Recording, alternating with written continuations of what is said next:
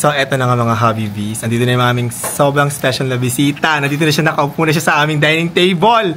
So, eto na nga mga Habibis. Today, meron kaming darating na sobrang special na bisita. Kasi sikat siya. Yes, sobrang sikat. At, my God, nahihiya ako kasi pupunta siya dito sa bahay namin.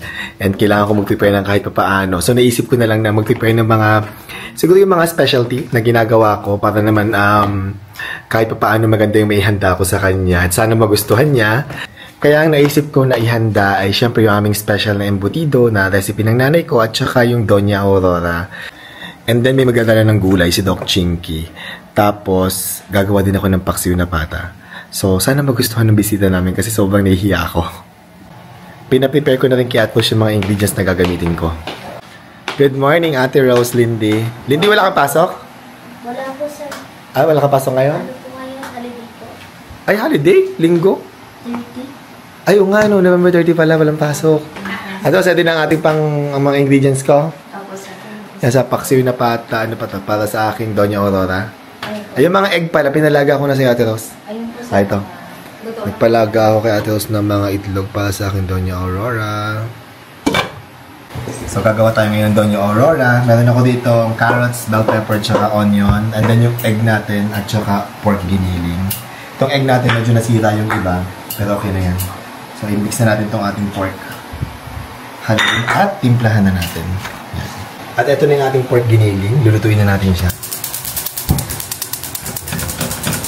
O, Lindy, hatiin mo na yung ating egg. Tapos, i-separate mo yung white tsaka yung egg yolk, ha? Opo. Okay. Luto na yung ating pork giniling. Next, papalamigin naman natin siya. Hello! Welcome to Habibi House, Chef RV. Yes, finally! Hello! Matagal nang pinaplano, pero pagbiglaan, mas natutuloy. So, eto na nga mga Habibis. Nandito na yung aming sobrang special na bisita. Nandito na siya, nakaupo na siya sa aming dining table. Oh my God, kinakabahan ako.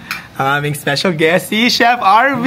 Manaman! Oh my God! Ito, nauuna na akong kumain, di ba? Kumakain na siya, hinandaan doon siya ng embutido, of course, ng Doña Aurora.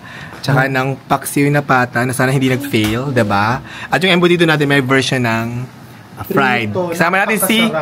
Natikman na ni Chef RV dun sa nag-vlog kami kanina. Thank you, Chef RV. Abangan nyo sa YouTube channel at saka sa Facebook channel ni Chef RV ang aming vlog. Ayan.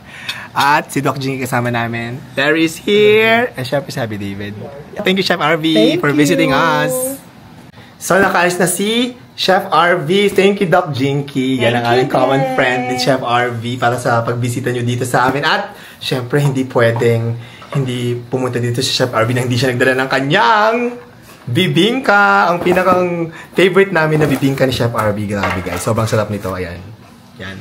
At abangan nyo sa YouTube channel ni Chef RV yung vlog niya. Nakasama kami doon. At teka lang, hindi lang basta bibingka ang binigay sa amin ni Chef RV. Meron ding queso de bola cake. Ang aming favorite.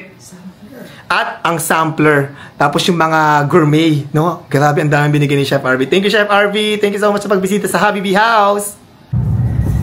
And now, papunta naman kami ng building. Anong gagawin natin sa building, Mim? Ihatid namin anak namin. Ihatid natin si Lindy kasi naka-off si Bob ngayon. Yeah, wala ibang maghahatid kundi kami. Yeah. Kasi mahirapan siya mag-book ng Grab ngayon kasi sobrang traffic. Tapos ang layo kaya, ang mahal kaya ng Grab. Tsaka walang Grab na pumapasok na kotse, ano lang, motor, ay marami siyang dalang gamit. Oo, marami siyang dalang gamit. Yes. Hindi